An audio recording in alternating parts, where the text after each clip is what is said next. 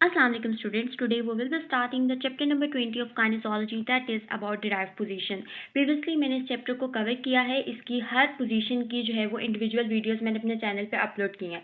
लेकिन ये पूरे चैप्टर का एक कंसाइज वर्जन होगा जिसमें हम चैप्टर को कुछ सेक्शंस में डिवाइड करेंगे और एक पूरी वीडियो में जो भी पोजीशंस उस एक सेक्शन के अंदर आती हैं हम उसको कवर करेंगे.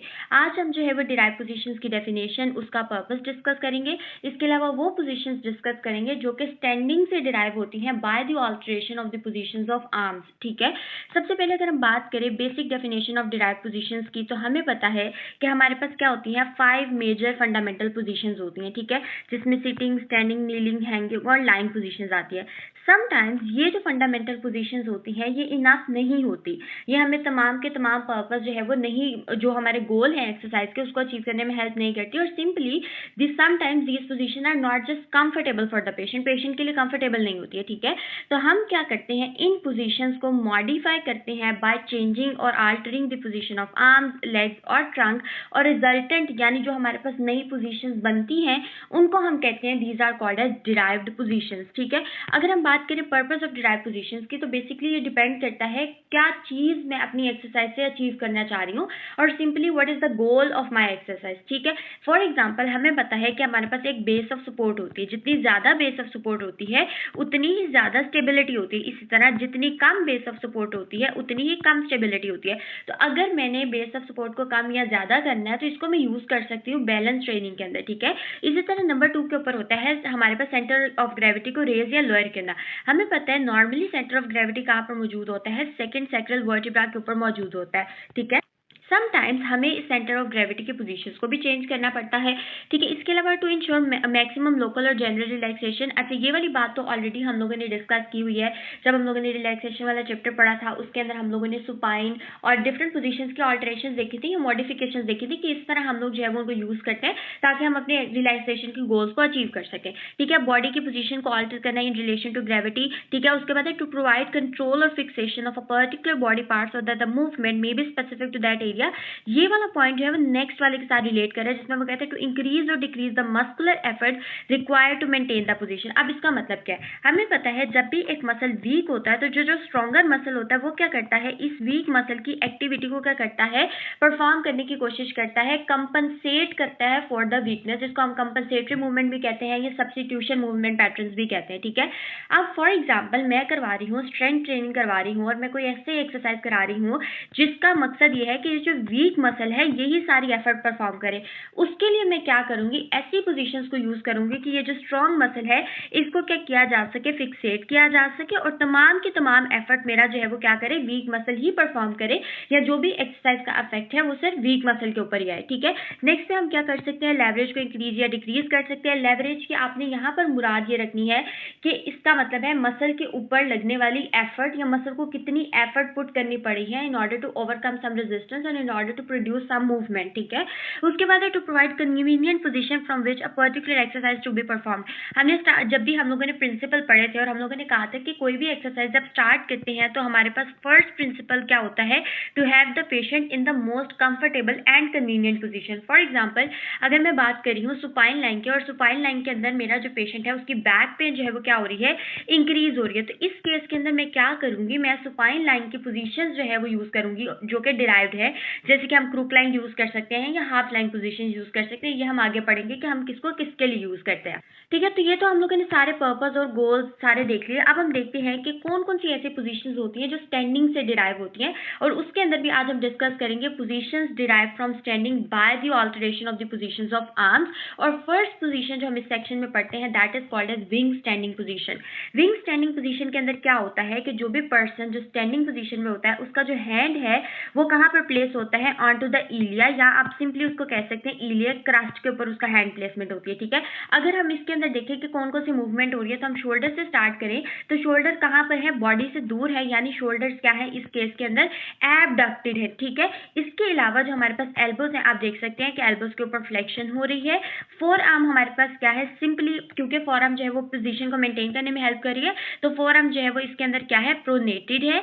इसके अलावा जो हमारे पास रिस्ट की मूवमेंट हो रही है वो इसके अंदर इंपॉर्टेंट है। यहाँ पर आपने फिंगर की ओरिएंटेशन को ध्यान में रखना है। फिंगर्स जो है वो कहाँ पर लाई करी है, एंटीरियरली लाई करी है, जबकि जो आपका थंब है वो कहाँ पर मौजूद है, आपका थंब जो है वो पोस्टीरियरली लाई कर है। ठीक है, ये हमारे पास एक सिंपल एक्सप्लेनेशन थी। अगर हम इसको पढ़ें तो यहाँ पर लिखा हुआ है the hands rest on the crest of ilia, the fingers which are extended लेकिन एडक्टेड है और क्या है, एंटीरियर है, and the thumb is the posterior one. ठीक है, रिस्ट के ऊपर मूवमेंट क्या हो रही है, रिस्ट के ऊपर एक्सटेंशन हो रही है, फोर आर्म के ऊपर प्रोनेशन हो रही है, एल्बो की फ्लेक्शन हो रही है, शोल्डर जो है वो एबडक्टेड है और एल्बो जो है वो साइडवर्ड पॉइंट कर रही है ताकि मूवमेंट को मेंटेन किया जा सके। मसल वर्क की बात करें तो आपने ना एक बात याद रखनी है कि किसी भी पोजीशन को मेंटेन करने के लिए एक वो मसल्स होते हैं जो कि प्राइम मूवर के तौर पर काम कर रहे होते हैं, जिनका काम तो होना ही होना है, उस पर कोई कॉम्प्रोमाइज नहीं है। फॉर एग्जाम्पल अगर हम कह रहे हैं शोल्डर के ऊपर एबडक्शन हो रही है तो वहां पर एबडक्टर्स काम कर ही रहे हैं। ठीक है, अगर मैं कह रही हूँ कि एल्बो के ऊपर फ्लेक्शन हो रही है तो एल्बो के फ्लेक्सर्स काम कर ही रहे हैं। इसीलिए आपकी बुक के अंदर उसने फोकस किया हुआ है उन मसल्स के ऊपर जो ज्यादातर स्टेबलाइजेशन के ऊपर काम करते हैं, ज्यादातर फिक्सेशन के ऊपर काम करते हैं, या जिनके ऊपर इसेंट्रिक मसल वर्क हो रहा है। अगर हम यहाँ पर देखें तो उसने लिखा हुआ है the adductors of the shoulder joint and extensors of the elbow slightly place the hands to the trunk. ठीक है, ये पोजीशन को मेंटेन करने के लिए यूज हो रहा है, जबकि हमने पीछे तो पढ़ा था कि शोल्डर के ऊपर क्या हो रही है, एबडक्शन हो रही है, तो यहाँ तो एबडक्टर्स होने चाहिए थे, लेकिन यहाँ पर एडक्टर्स और एल्बो के एक्सटेंसर्स इसलिए है क्योंकि ये हैंड की पोजीशन को मेंटेन करने में हेल्प कर रहे हैं। ठीक है, अगर हम इफेक्ट्स एंड यूजेस की बात करें तो आप ये इमेज को देखें तो आपको यहाँ पर ना एक बात बहुत क्लियरली पता चल रही है कि इसके अंदर जो है ना पेशेंट की हैंड फिक्सेटेड है। ठीक है, तो हमारे पास एक चीज होती है जिसको हम कहते हैं आर्म स्विंगिंग। आपने देखा होगा कि जब भी कोई चल रहा होता है, चलते वक्त उसकी आर्म क्या कर रही होती है, फॉरवर्ड और बैकवर्ड स्विंग कर रही होती है। ठीक है, और अगर किसी की आर्म स्विंगिंग एब्सेंट होती है तो हम कहते हैं कि ये क्या है, एक abnormal pattern of the movement है। ठीक है, अब ये जो आर्म स्विंगिंग है ये क्या करती है, ये आपके ट्रंक की मूवमेंट जो है वो उनको क्या करती है, फैसिलिटेट करती है। ठीक है, अगर आप इस पोजीशन के अंदर देखें, क्योंकि आर्म्स जो है वो फिक्सेटेड है, आर्म स्विंगिंग रिड्यूस है, इसीलिए इसके अंदर जो है वो ट्रंक की मूवमेंट जो है वो डिफिकल्ट है। इसीलिए वो लिखता है this position should not be performed until it serve some definite purpose. ठीक है, इसको आपने तब तक परफॉर्म नहीं करना। दूसरी चीज है जो इसका मेजर जो है वो बेनिफिट है, इसका आप यहाँ पर देख सकते हैं कि थेरेपिस्ट जो है वो पीछे से ग्रास्प कर सकता है, पेशेंट को किसी भी जगह से ग्रास्प कर सकता है in order to maintain a grip, या फिर किसी भी मैनुअल टेक्निक को अप्लाई करने के लिए, या ट्रंक रिलेटेड एक्सरसाइज में जो है वो ये चीज हेल्प कर सकती है। ठीक है, तो ये हो गए इस पोजीशन के इफेक्ट्स एंड यूजेस। ठीक है, अगर आप इसको यहाँ से पढ़ेंगे तो उसने लिखा हुआ है arms are held away from the trunk from the axilla to the iliac crest. This position allows the physiotherapist to grasp the patient. दूसरा पॉइंट लिखा हुआ है कि आर्म्स की फिक्स्ड पोजीशन होती है, इसीलिए जो है ये arm swinging during trunk exercises को प्रिवेंट करता है। अब इसका नुकसान उसने अगली लाइन के अंदर आपको बताया हुआ है, as the swing usually amplifies the movement and leaves the thorax free, the position should be avoided unless it sums up. क्योंकि हमें पता है कि स्विंग की वजह से क्या होता है, ट्रंक की मूवमेंट फैसिलिटेट होती है। उसने लिखा हुआ है स्विंग क्या करता है, एम्पलीफाई करता है ट्रंक की मूवमेंट को, और थोरैक्स फ्री होता है, इसलिए इस पोजीशन को आप यूज नहीं कर सकते। ठीक हो गया, आई होप कि ये चीज आपको समझ आ गई होगी। नेक्स्ट हमारे पास आती है low wing standing. Low wing standing is very much similar to the wing standing position. The only difference is that now the hands are placed in front of the hip joint, and since the hands are placed in the front of hip joint, तो यहाँ पर क्या होता है कि patient जो है वो सिंपली फीडबैक ले सकता है, यानी वो फील कर सकता है हिप की मूवमेंट को, बेशक वो एंटीरियरली हो रही है, यानी फ्लेक्शन हो रही है, एक्सटेंशन हो रही है, कोई भी मूवमेंट हो रही है, एक्सटर्नल इंटरनल रोटेशन हो सकती है, पेशेंट उसको फील कर सकता है। इसका फायदा यही है। और इसके अंदर डिफरेंस क्या था कि विंग स्टैंडिंग के अंदर जो हैंड की प्लेसमेंट है वो इलियक क्रस्ट के ऊपर थी, यहाँ पर जो है वो इन front of the hip joint जो है वो उसकी प्लेसमेंट है। आई होप कि ये चीज भी आपको क्लियर हो गई होगी। जो हमारे पास नेक्स्ट पोजीशन है, this is the bend standing position. Bend standing position के ऊपर जो आप देख सकते हैं कि पेशेंट जो है उसकी प्लेसमेंट इस तरह से है कि उसने अपने हैंड्स को प्लेस किया हुआ है over the tip of the shoulder. ठीक है, अगर हम इसको प्रिसाइज वर्डिंग में कहें तो टिप ऑफ द शोल्डर को हम कहते हैं this is called as acromion process. तो हम कहते हैं दिस इज अ पोजीशन जिसके अंदर जो है वो हम लोग क्या करते हैं, अपने हैंड्स के थ्रू ग्रास्प करते हैं या अपने हैंड को प्लेस करते हैं on to the acromion process of the shoulder, जो कि क्या है, highest point of the shoulder होता है, ये वाला जो एक्रोमियन प्रोसेस होता है। ठीक है, उसके बाद आप मूवमेंट को देखें तो पहली तो बात है आप शोल्डर के ऊपर मूवमेंट देखिए, शोल्डर आपकी बॉडी के बिल्कुल क्लोज है, यानी वहां पर क्या हो रही है, सिंपली जो है वो क्या हो रही है, एडक्शन हो रही है, क्योंकि वो मिड लाइन के क्लोज है। ठीक है, इसके अलावा आप वहां पर क्लियरली एक चीज देख सकते हैं कि वो क्या है, लैटरली रोटेटेड है। ठीक है, और एल्बो के ऊपर आप देख सकते हैं फ्लेक्शन है, रिस्ट के ऊपर भी फ्लेक्शन है, ताकि जो आपका हैंड है वो प्लेस किया जा सके एक्रोमियन प्रोसेस के ऊपर। ठीक है, यही चीज उसने यहाँ पर लिखी हुई है। ठीक है, मसल वर्क की बात करें तो लैटरल रोटेटर्स और एडक्टर्स ऑफ शोल्डर तो काम कर ही रहे हैं। दूसरी बात एक हमें पता है, एक हमने पढ़ा था कि हमारे पास एक स्कैपुलर ह्यूमरल रिदम होता है, जिस रिदम से सिंपली मुराद ये है कि स्कैपुला की मूवमेंट और जो शोल्डर की मूवमेंट्स होती हैं ये बहुत क्लोजली रिलेट करती है एक दूसरे से, स्कैपुला की और आर्म की मूवमेंट एक दूसरे से बहुत क्लोजली रिलेट करती है। जब भी हम कहते हैं कि जो है वो अपवर्ड मूवमेंट हो रही है, फॉरवर्ड मूवमेंट हो रही होती है, हमारे पास शोल्डर की फ्लेक्शन हो रही होती है, तो आपकी स्कैपुला जो है वो अपवर्डली या आउटवर्ड रोटेट करती है, ठीक है। तो हमारे पास क्या होता है कि अगर हम चाहते हैं कि हमारे शोल्डर की मूवमेंट अच्छी हो तो हमें स्कैपुला की मूवमेंट को बेहतर बनाने की ज़रूरत होती है, स्कैपुला को भी फिक्सेट करने की या उसको भी स्टेबलाइज करने की ज़रूरत होती है। तो वो स्टेबलाइजेशन यहाँ पर कौन प्रोवाइड कर रहे हैं, स्कैपुलर रिट्रैक्टर्स और डिप्रेसर्स, ठीक है। उसके बाद नेक्स्ट आता है एल्बो के फ्लेक्सर्स काम कर रहे हैं और सुपिनेटर्स और फोरआर्म काम कर रहे हैं ताकि जो है वो इस पोजीशन को मेंटेन किया जा सके। और अगेन हमारे पास flexors of the wrist and finger काम जो है ना वो काम कर रहे हैं, ठीक है। इफेक्ट्स एंड यूजेस की बात करें तो पहली बात आपने याद रखी है कि आप इस पोजीशन को अगर खुद भी परफॉर्म करके देखते हैं या प्रैक्टिस करके देखते हैं तो आपको एक चीज़ पता चलती है कि आपका जो एंटीरियर थोरैक्स है वो इसके अंदर क्वाइट ओपन या आप कह सकते हैं स्ट्रेच पोजीशन के अंदर आ रहा है, क्योंकि आपके जो है वो शोल्डर क्या है लैटरली रोटेटेड है, ठीक है, साइड बेस में है। अब इसमें फ़ायदा ये होता है कि क्योंकि जब हम बात करते हैं अपर बैक के पुअर पोस्चर की, तो उसके अंदर जो आपके इंटीरियर वाले मसल्स होते हैं ना, यानी आपका जो पेक्टोरालिस मेजर है, पेक्टोरालिस माइनर है, ठीक है, ये सारे मसल्स क्या होते हैं टाइट होना शुरू हो जाते हैं, ठीक है। जबकि और ये क्या हो जाते हैं शॉर्टन हो जाते हैं। जबकि जो आपके पोस्टीरियर वाले मसल जिसमें आपके रोम्बॉइड्स आते हैं, स्कैपुलर स्टेबलाइजर्स आते हैं, ठीक है, वो सब मसल्स क्या हो जाते हैं वीक हो जाते हैं, ठीक है। तो इस पोजीशन के अंदर क्योंकि आप इस तरह की पोजीशन में कि आपकी चेस्ट ओपन हो रही है, सो this is the corrective position for the posture of the upper back, ठीक हो गया। दूसरी चीज़ है कि इस पोजीशन के अंदर समटाइम्स जो है वो आप कह सकते हैं कि रेस्पिरेशन जो है वो डिफिकल्ट होती है और उसका रीजन भी यही होता है क्योंकि यहाँ पर जो है वो आप देख रहे हैं कि आपके जो इंटीरियर चेस्ट है शोल्डर के ऊपर काम हो रहा है, आपके शोल्डर मसल्स यहाँ पर एक्सेसिवली वर्क कर रहे हैं, तो वो क्या कर सकते हैं इंस्पायरेशन की एक्टिविटी को मुश्किल बना सकते हैं। हमें पता है इंस्पायरेशन एक एक्टिव प्रोसेस होता है जिसके अंदर मेनली नॉर्मली कौन से काम करते हैं, आपके एब्डोमिनल्स काम करते हैं, आपका डायफ्राम काम करता है, और जो है एक्सपायरेशन एक पैसिव प्रोसेस होता है जो इजीली कवर हो जाता है, ठीक है। और ये सारी चीज़ें रिलेट करती हैं आपकी चेस्ट की एक्सपेंशन या उसकी मूवमेंट्स के साथ, ठीक है। तो ये चीज़ इसके अंदर आती है क्योंकि आप यहाँ पर देख सकते हैं चेस्ट एक्सपेंडेड है, काइंड ऑफ आप सिंपल वर्ड्स में इसको याद रखिए कि प्रेशर आपको फील होगा जिसकी वजह से आपके एक्सेसरी मसल जो आपके शोल्डर के मसल्स हैं उनको काम करना पड़ेगा इस पोजीशन को मेंटेन करने के लिए, जो कि ऑलरेडी काम कर रहे हैं वो इस पोजीशन को मेंटेन करने के लिए काम करेंगे, तो रेस्पिरेशन क्या होगी डिफिकल्ट होगी।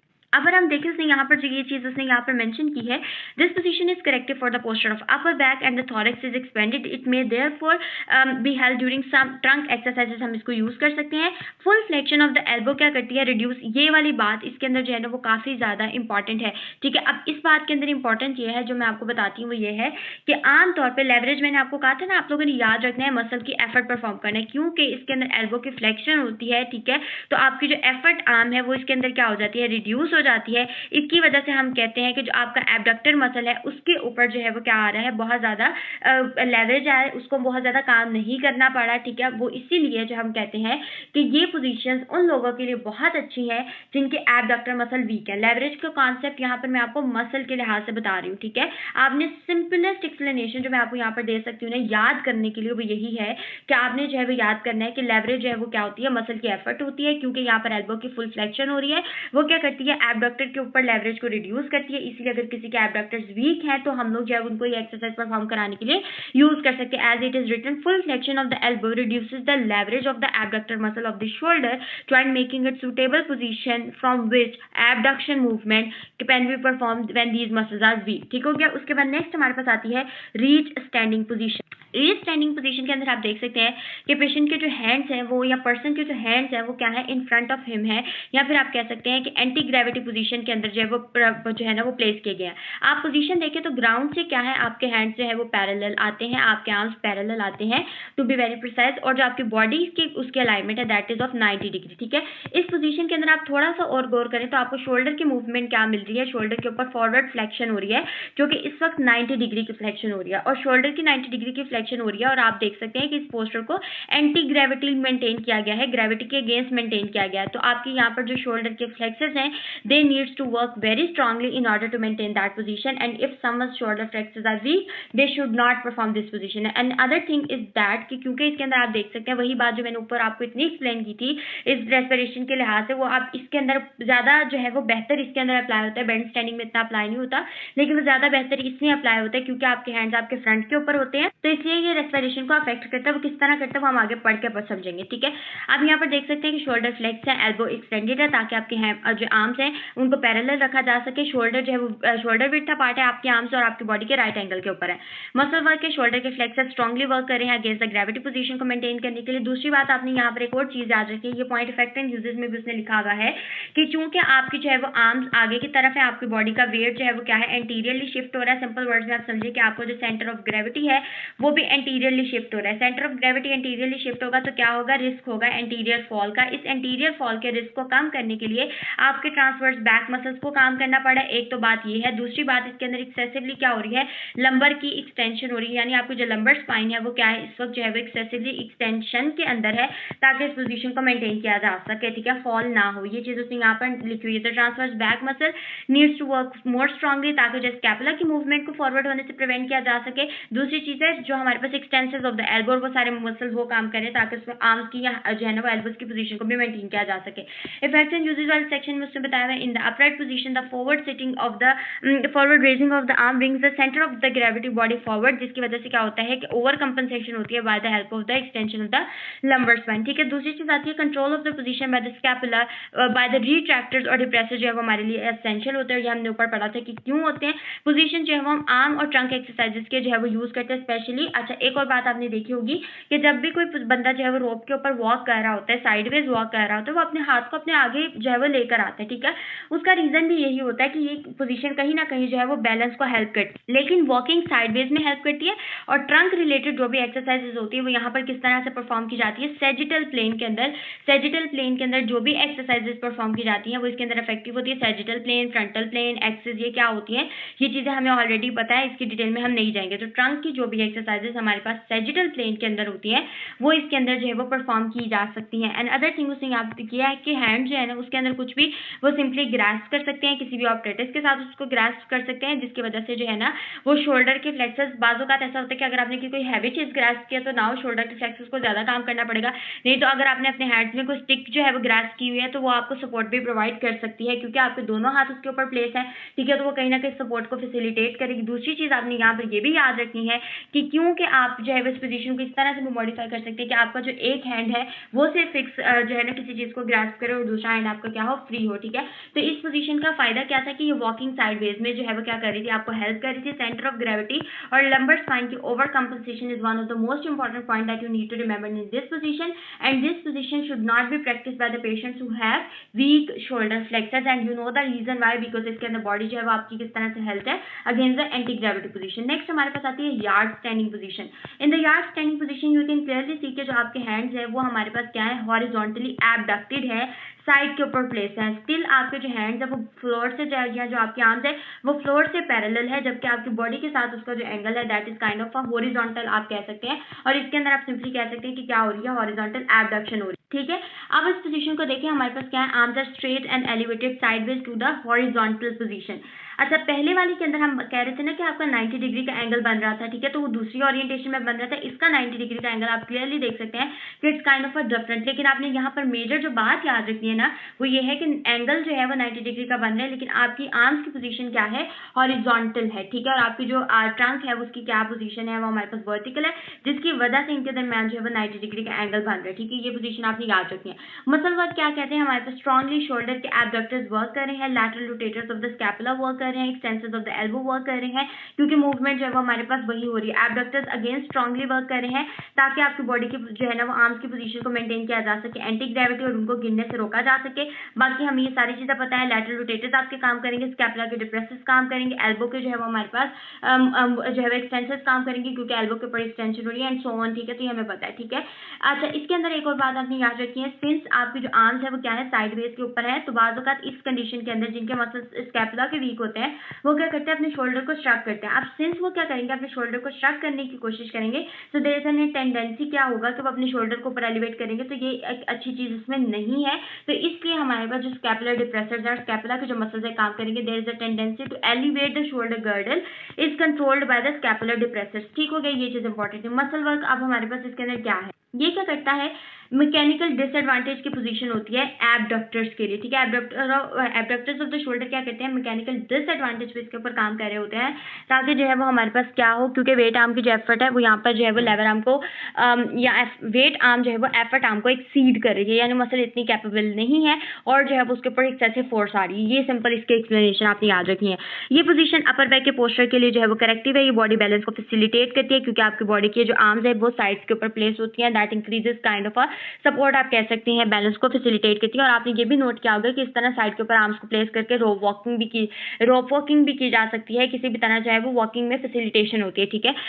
उसके बाद क्या आता है कि एक ये भी इसकी जो है ना हमारे पास ओरिएंटेशन हो सकती है कि आप जो है ना वो बाज़ औक़ात ऐसा होता है कि आपका ये जो एक हैंड है इसके अंदर आप कोई सपोर्ट ग्रास्प कर सकते हैं, ठीक है, और सिर्फ एक हैंड आपका जो है वो यार्ड स्टैंडिंग पोजीशन में फ्री होगा। तो ये हमारे पास डिफरेंट मॉडिफिकेशन है जो हम इनके अंदर से भी डिराइव कर सकते हैं। इसके अलावा पाम्स की पोजीशन भी इस तरह से, फॉर एग्जांपल आप ये अज्यूम करें कि ये आपकी एल्बो है और ये आपके हैंड्स है, ठीक है, और हैंड्स को आप अपवर्ड भी मूव कर सकते हैं, आपके हैंड्स डाउनवर्ड फेसिंग भी हो सकते हैं। So that's an alteration of the palm movement in case of yard standing as it is written here, palms में turn forward and upward, so the latter involving the lateral rotation of the shoulder joint जो है वो हमारे पास ultimately क्या करेगा, upper back के muscle को ब्रेस करेगा। ये इसका फायदा है हैंड की मूवमेंट्स का, ठीक है, क्योंकि इसमें लैटरल रोटेटर्स की मूवमेंट जो है वो उसको कहीं ना कहीं से ब्रेसिंग इफेक्ट शो कर रहा है, ठीक हो गया। उसके बाद हमारे पास आता है stretch standing. Stretch standing position के अंदर आप देख सकते हैं क्लियरली जो हैंड्स हैं इंडिविजुअल के वो क्या होते हैं, हमारे पास ओवरहेड प्लेस होते हैं।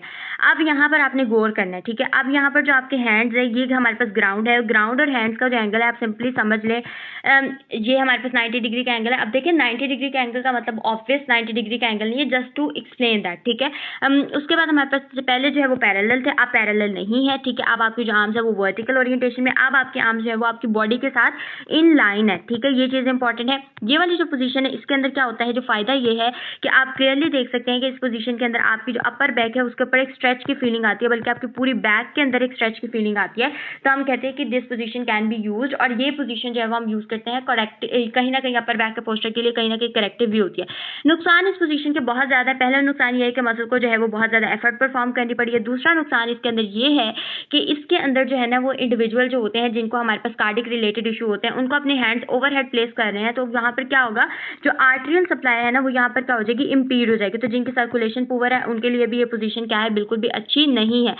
उसके बाद अगर हम देखें इसको पढ़ें तो हमारे पास क्या आती है explanation, the arms are fully elevated so that they are in line with the body और पैरेलल टू ईच अदर होती है, बॉडी के साथ लाइन में होती है और एक दूसरे के क्या होती है, पैरेलल होती है, ठीक है। उसके बाद क्या है, हमारे पास abductors, extensors and lateral rotators strongly काम करें पोजीशन को मेंटेन करने के लिए। इसके अलावा lateral rotators of the scapula काम करें, और इसके अंदर चूंकि जैसे हमने पीछे पढ़ा था ना टेंडेंसी होती है कि शोल्डर आपका एलिवेट होगा, तो इसके अंदर भी वही टेंडेंसी है, ठीक है, क्योंकि आर्म्स ओवरहेड जा रही हैं तो शोल्डर गर्डल की मूवमेंट ओवरहेड हो सकती है या उसकी श्रगिंग हो सकती है, तो उसको प्रिवेंट करने के लिए scapular depressors are working.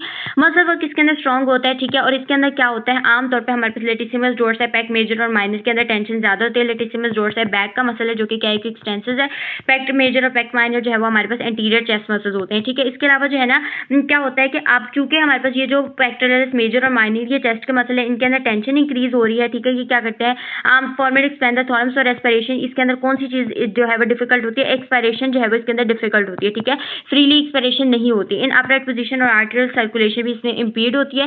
This position in unsuitable उन वीक पेशेंट के लिए जिनके अंदर जो है वो रेस्पिरेटरी इंसफिशिएंसी है या रेस्पिरेटरी कॉम्प्लिकेशन है। अपर बैक के पोस्चर के लिए क्या है, बहुत ज्यादा करेक्टिव पोजीशन है। आर्म्स को एलिवेट करती है। अब चूंकि आप देख सकते हैं आर्म्स आपके ओवरहेड एलिवेटेड है तो सेंटर ऑफ ग्रेविटी स्लाइटली जो है वो ओवरहेड मूव करेगा, ठीक है। ये भी चीज इसके इंपॉर्टेंट है और ये चीज जो है वो क्या करती है, एडिशनल लेवरेज देती है हमारे पास ट्रंक एक्सरसाइजेस के अंदर। इसके अलावा कहते हैं कि ऐसा भी हो सकता है कि आप सिर्फ अपनी एक आर्म को एलिवेट करें, आप दोनों को ना करें, फिर आप दोनों को क्लैस्प कर सकते हैं, मतलब दोनों हाथों को आपस में एक दूसरे के साथ जोड़ सकते हैं और इसके बाद लैटरल मूवमेंट कर सकते हैं, ठीक है। और उससे क्या होगा कि आपके ट्रंक की जो है वो लैटरल फ्लेक्शन वाली मूवमेंट भी हो जाएगी। और ये उसने बताया है कि it can be use for scoliosis. एक बार दोबारा से इसकी एक्सप्लेनेशन देती हूँ कि क्या होगा अगर आप स्ट्रेच इस पोजीशन के अंदर है, स्ट्रेच स्टैंडिंग पोजीशन के अंदर एक हैंड आप अपना नीचे रखते हैं, एक से आप फ्लेक्स करके साइडवेज मूव करने की कोशिश करते हैं, तो ये जो पोजीशन है इसके अंदर क्योंकि आपके ट्रंक की लैटरल फ्लेक्शन हो रही है तो it is a kind of position जो स्कोलियोसिस को ट्रीट करने के लिए यूज होगी। और ऑब्वियसली इसके अंदर ओरिएंटेशन डिपेंड करती है कि कर्व की डायरेक्शन क्या है और आपने किस साइड के कर्व को करेक्ट करना है, ठीक हो गया होगी। ये चीज आपको क्लियर होगी बहुत ज्यादा डिटेल में हम इसमें नहीं जा रहे, ठीक है। जैसे कि उसने लिखा हुआ है when one arms holds the position lateral flexion of the thoracic spine होती है to the opposite side, maintain the equilibrium of body and this may be used for the treatment of the scoliosis. ठीक है, तो scoliosis के treatment में कौन सी होती है, ये वाली पोजीशन. इसके अलावा कुछ पोजीशन ऐसी होती है जिसमें हम कहते हैं कि अब आपका शोल्डर गर्डल फिक्स होना चाहिए, क्योंकि हमने एक ऊपर एम या पर्पस पढ़ा था एक्सरसाइजेस का, और वो ये था कि जो आपका शोल्डर गर्डल है वो क्या होना चाहिए, फिक्स होना चाहिए. या बाज़ वक़्त हमें कुछ मूवमेंट को फिक्सेट या कुछ पार्ट्स को फिक्सेट करने की ज़रूरत होती है ताकि डिजायर्ड मसल या एफर्ट परफॉर्म करे. तो इसके लिए हमारे पास डिफरेंट पोजीशंस है. वो कहता है कि हैंड के ऊपर कुछ ग्रैस्प किया जा सकता है. आर्म्स में भी हेल्ड टू साइड वाल हैंड्स ग्रैस्प सब सूटेबल ऑपरेटर्स. ठीक है, लैटरली रोटेटेड भी हो सकती हैं. ठीक है, आपकी चेस्ट के ऊपर एंटीरियरली फोल्डेड भी हो सकती है, जिसको हम हाथ बांध के खड़े होना कहते हैं. This positions are used during the head exercises, और ये हम इसलिए यूज करते हैं कि आपकी हेड एक्सरसाइजेज में हेल्प करें. आपके नेक के मसल्स पोस्ट होते हैं हेड एक्सरसाइजेज में काम करने के लिए, तो नेक के मसल ही काम करे, शोल्डर के मसल्स काम ना करे, एक्सेसिव शोल्डर श्रगिंग ना हो, आपके स्कैपुला के मसल्स उसको ओवर कंपनसेट या टेक ओवर करने की कोशिश ना करे. So this is all about the positions that are derived from standing by the alteration of the legs. In the next part we will be learning about the positions that are derived from standing by the alteration of the positions of legs. Thank you so much.